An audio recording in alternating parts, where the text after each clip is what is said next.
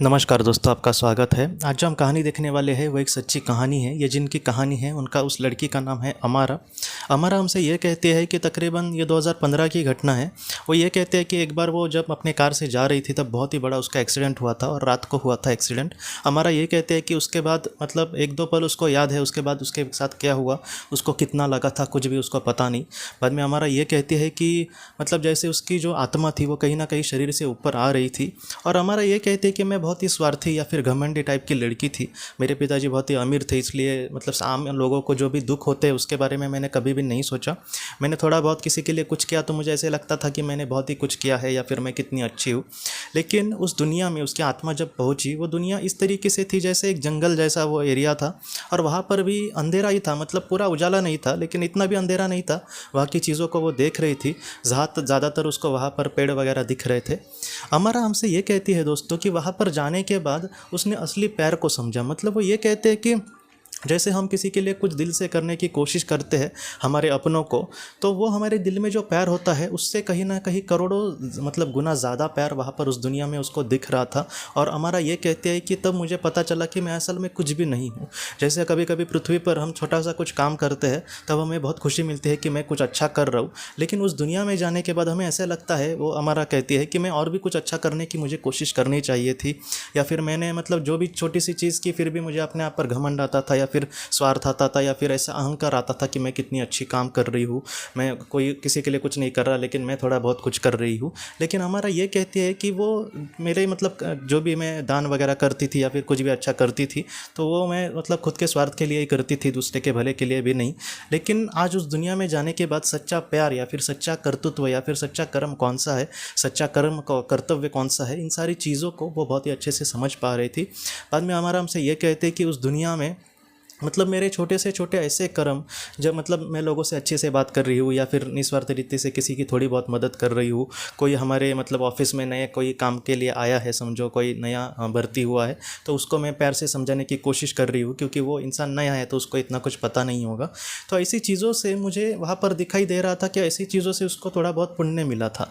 मतलब वो ये कह रही थी कि जैसे उसको जिस काम से लग रहा था कि इस काम से मुझे बड़ा पुण्य चाहिए, उसका उसको कुछ भी फ़ायदा नहीं हो रहा था। क्यों? क्योंकि उसके मन में स्वार्थ था। लेकिन ऐसे जो काम जो रेगुलर जीवन में छोटे से जिसका मतलब जो आम इंसान आराम से करता है, ऐसे कामों के उसको मतलब बहुत ही अच्छे से मतलब वहाँ पर दिख रहा था उसको कि उसका अच्छा उसको पुण्य मिला है या फिर ये कर्म उसके अच्छे कर्म मतलब इस तरीके से लिखे जाएंगे।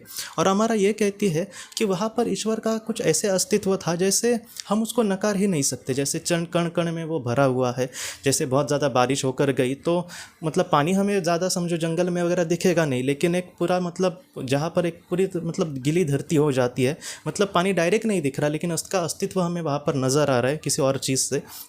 तो उस दुनिया उस कुछ तरीके इस तरीके से थी। और हमारा ये कहती कि मैं वहाँ पर एक दो सेकंड के लिए ही थी, ज़्यादा नहीं थी, लेकिन उस मतलब छोटी सी एक पल में मैं सारी चीज़ों को बहुत ही अच्छे से समझ पाई। ये जो वक्त था वो पृथ्वी जैसा वहाँ पर नहीं जा रहा था। और हमारा बाद में ये कहते हैं कि वो फिर से मतलब अपने शरीर में लौट आई। वहाँ पर उसको कोई आत्मा वगैरह नहीं दिखी, लेकिन वो उसने कहा है कि वो एक ऐसी दुनिया थी जहाँ पर हम अपने आप को मतलब आईने में अगर देखें और हमारे सारे गुण और दोष हमें वहाँ पर दिखाई दे और वहाँ पर मतलब कुछ ऐसी चीज़ें दिखे जिससे हम बहुत ही अच्छे से मतलब उन सारी चीज़ों को समझ पाएंगे। तो ऐसी वो सुंदर दुनिया थी।